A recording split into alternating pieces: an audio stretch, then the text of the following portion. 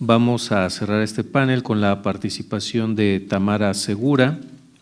Ella es doctorante del programa de posgrado en Ciencias Sociales en el Centro de Investigaciones y Estudios Superiores en Antropología Social, CIESAS, sede Occidente. Estudió intervención educativa en la línea de interculturalidad en la Universidad Pedagógica Nacional y la maestría en Antropología Social en la Escuela de Antropología e Historia del Norte de México.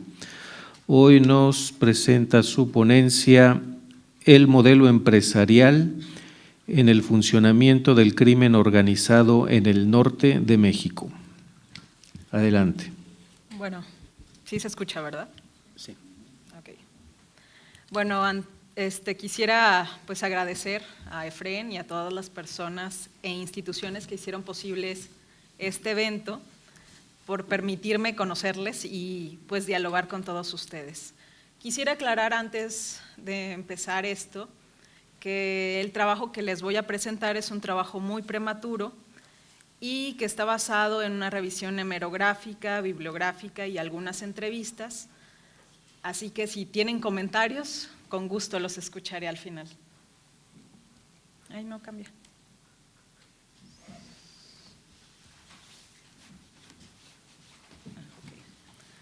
Bueno, quisiera partir como lo que les quiero presentar es analizar un poco el funcionamiento de grupos del crimen organizado en el norte de México a partir de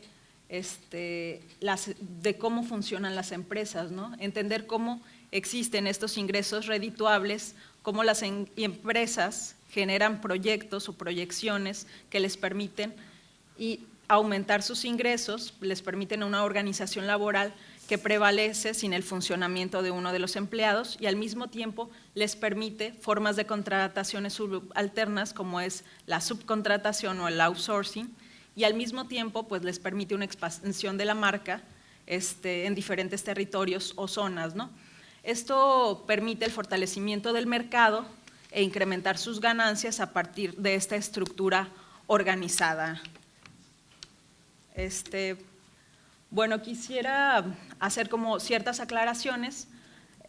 A partir de mi revisión, analicé que existen diferencias entre la economía informal e ilícita, a pesar de que ambas entran dentro de la ilegalidad.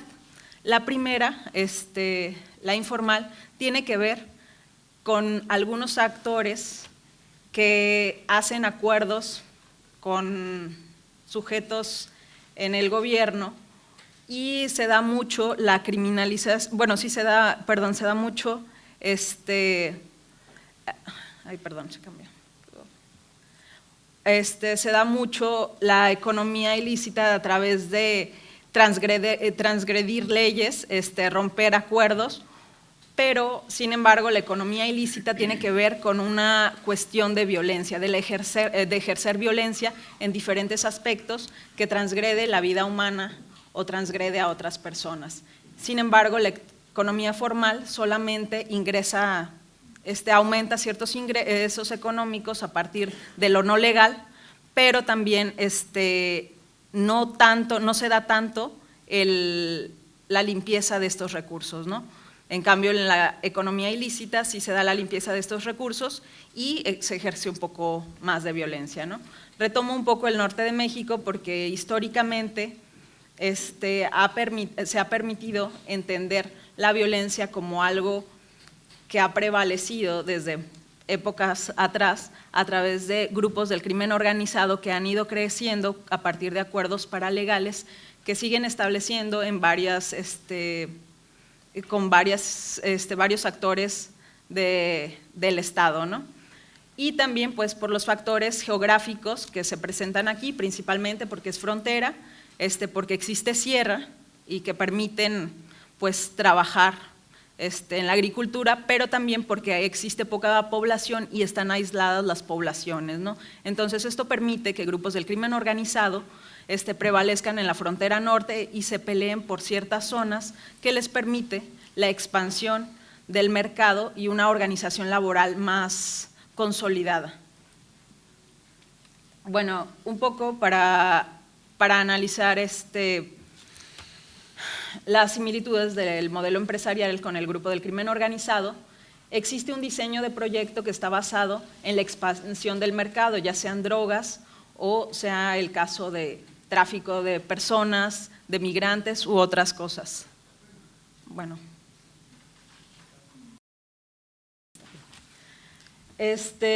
Y pues esto tiene que ver con una negociación, un modelo de negociación que se da no solamente entre diferentes cárteles, sino entre actores paralegales, como les mencionaba ahorita, y también existe un valor que se le da a esos productos de acuerdo a la demanda, ya lo veremos un poco más adelante, y pues principalmente en este mapa hago una división, no quise retomar nombres, que en este caso los llamaré marcas.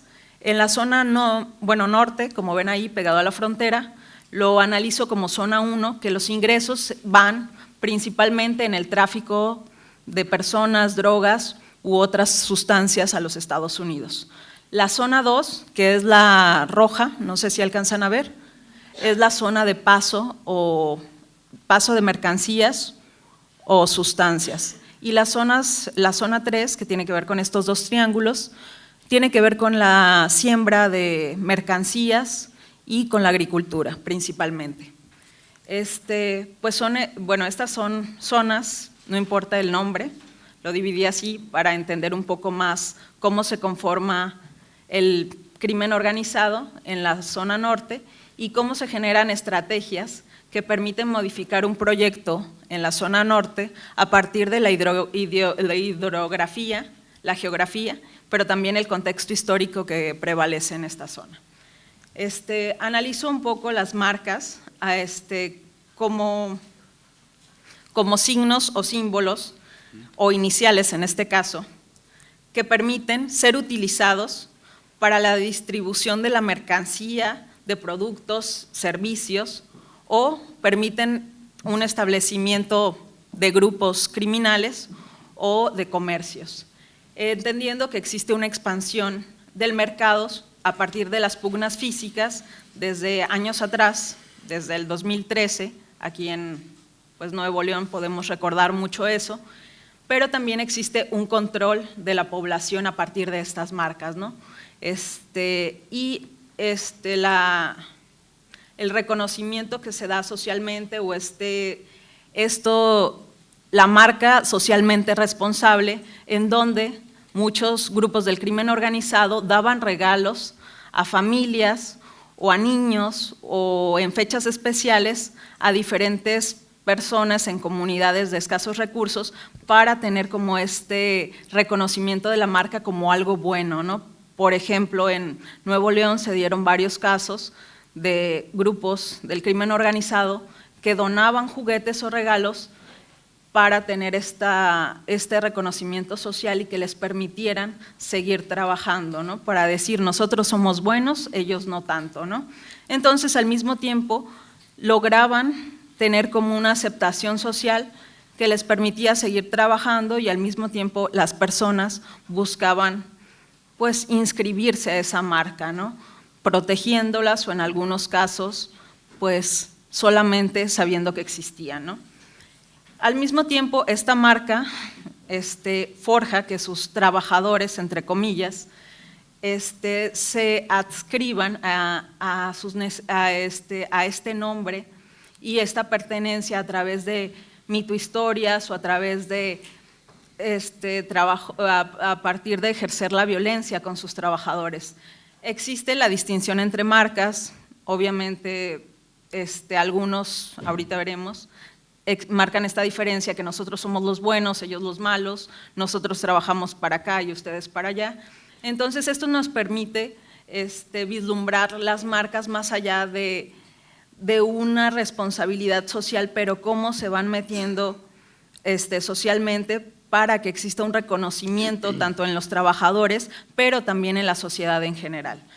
En el 2013 existieron algunas narcomantas donde decían que los otros eran los malos, ¿no? Nosotros somos los buenos, nosotros queremos que exista paz, los que vienen de fuera son los que están dañando a la población. Sin embargo, el hecho es que existen muchas pugnas que provocan el miedo social y pues la sociedad en general pues no sabemos si son un grupo o son otro, o si son una marca o son otra, ¿no? Entonces, este tipo de estrategias, poner mantas, ha servido para estos grupos criminales para diferenciarse entre unos u otros y dejar como un precedente de que ellos no son los culpables de lo que está pasando, sino son otros, como en este caso la que se presentó en el 2003 en proceso. Los ingresos que se dan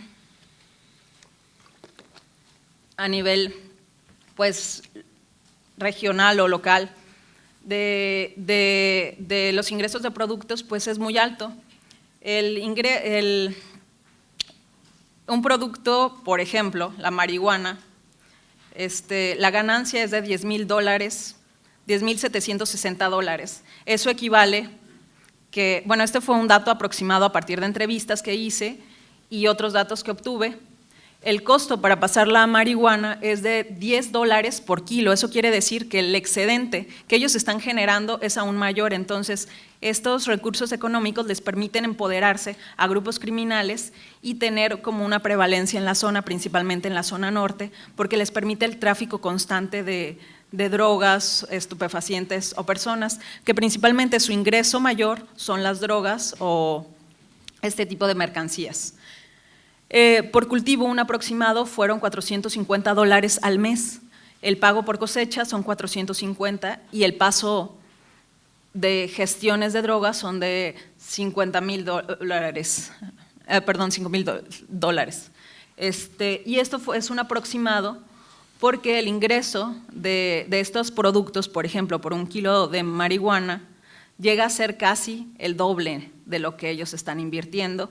Bueno, con sus variantes, tomé un dato de general en Estados Unidos, cómo se vende la droga, pero existe, por ejemplo, en Washington, la droga aún ahí se vende un poco más cara que en otros lugares. Y bueno, quisiera pasar a esto, que es una estructura del crimen organizado. Lo hice a partir de estas entrevistas que les comentaba, principalmente, pero no incluí en este organigrama, porque no obtuve información, algunos otros rubros, que es la prostitución, el tráfico de órganos, entre otros. Lo dividí de manera jerárquica por áreas y departamentos, entendiendo que el grupo criminal es como un todo, es como la empresa. Aquí sigue, no sé si alcanzan a ver, es el coordinador regional o el coordinador de plaza, que eso quiere decir que es como es el empleador, pero es el gerente de un Oxxo, para ponerlo de otra manera, ¿no? Es un poco para analizarlo así. Y este gerente tiene un responsable social, ¿no? Porque son socialmente responsables, porque ellos no son los que dan miedo a la sociedad, ellos no son los que están involucrados con esta situación de violencia, sino son los otros, ¿no? Entonces siempre tienen como su encargado de responsabilidad social. Luego está la persona de control, la persona de finanzas, bueno, el área de finanzas, el área de drogas, migración y agricultura. En el área de control tiene que ver con un control interno dentro de la organización, que tiene que ver con la entrada de información de los mismos integrantes del grupo del crimen organizado, pero también la información que sale con otros grupos o la información que se da desde otras áreas, por ejemplo, actores actores paralegales que tienen acuerdos con grupos del crimen organizado. Aquí pues existe la parte de violencia, que están los estacas o sicarios, que son la parte que pues un poco más, no quise tratarlo, pero son los que infringen miedo a la población, existe ataques entre ellos, entre otras cosas. Están los halcones, guardias o punteros, que son estas personas que se encuentran vigilando en ciertas áreas, pero también pues está la parte de finanzas, ¿no? Porque toda empresa tiene que funcionar en torno a las finanzas. ¿Qué ingreso entra y qué ingreso sale, ¿no? ¿Qué egreso, perdón? Aquí en las finanzas está la persona de lavado de dinero, que lo puse como actor subalterno, porque es el actor que se encarga de la venta de inmuebles, de restaurantes, empresas y demás, empresas que permiten la limpieza de este dinero, pero al mismo tiempo pues está la parte del cobro de uso de suelo.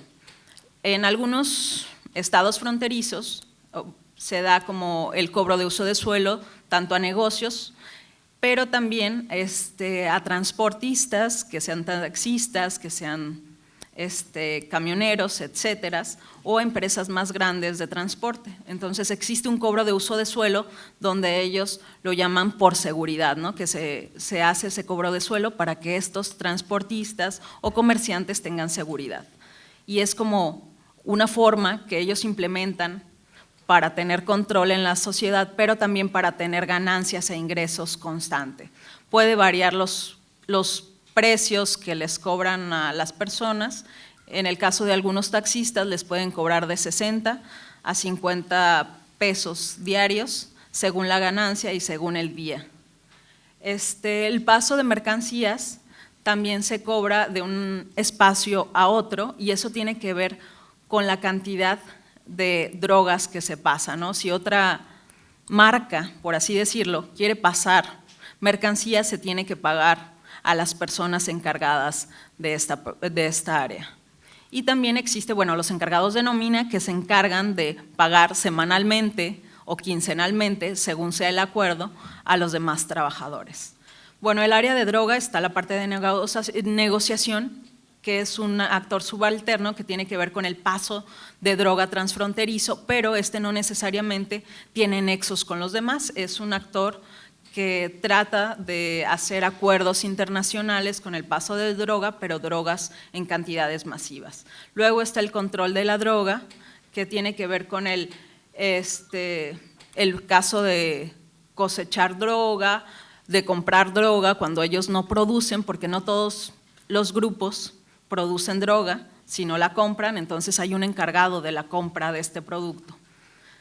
En esta área existen como punteros, personas que trasladan drogas, los bodegueros, pero también están el traslado de droga nacional e internacional que se paga en diferentes cantidades y de diferentes maneras. En el traslado están los adultos y están los menores de edad que también son incluidos en estas áreas por su condición de ser menores de edad y que permite que la ley pues no sea tan dura del país vecino, no sea tan dura cuando ellos pasan este tipo de estupefacientes, ¿no? En otra área está la parte de migración, que están los pateros, el mandadero, que está el enganchador, el levantador, el guía y el dos medio, que es el encargado o el que sigue al coyote, que le apoya al coyote. Y pues en esta área están las personas que se encargan del paso de personas, ya sea desde Centroamérica o ya sea mismo México, solamente la frontera. Hay algunas marcas que tienen grupos desde Centroamérica, entonces tienen nexos y van pagando y al final pues llegan a Estados Unidos.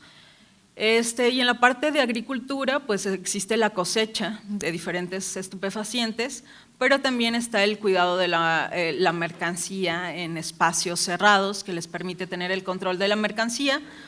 En la cosecha se da principalmente en estos triángulos que les decía, en esta zona 3, que permite como el cultivo o el cosecha o la siembra de estos productos.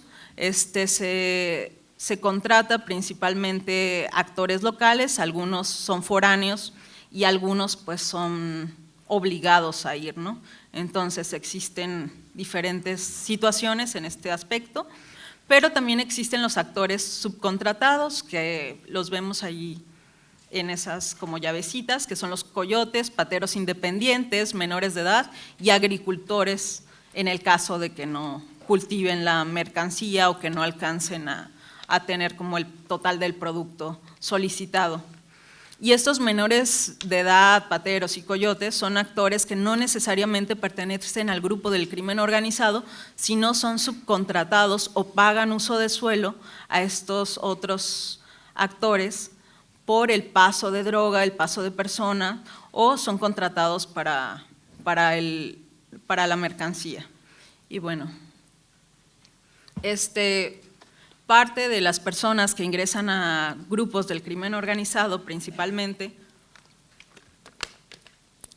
vienen de escasos recursos y ingresan por diferentes situaciones. Algunos de ellos me decían que no encontraban alternativa de trabajo, no encontraban opción por su situación, su escolaridad, o porque el trabajo no les daba lo suficiente, no era remunerado y no les permitía construir una antigüedad, o que no les permitía tener un acceso u otras oportunidades que el crimen organizado les pertenece, que sí les daba, ¿no? Ellos hablaban de una lealtad a este tipo de grupos porque les habían dado cierta estabilidad, pero también ciertos ingresos que le permitía solventar la vida cotidiana para ellos y para sus familiares, y en ocasiones también le permitía pues solventar como la economía del barrio, ¿no?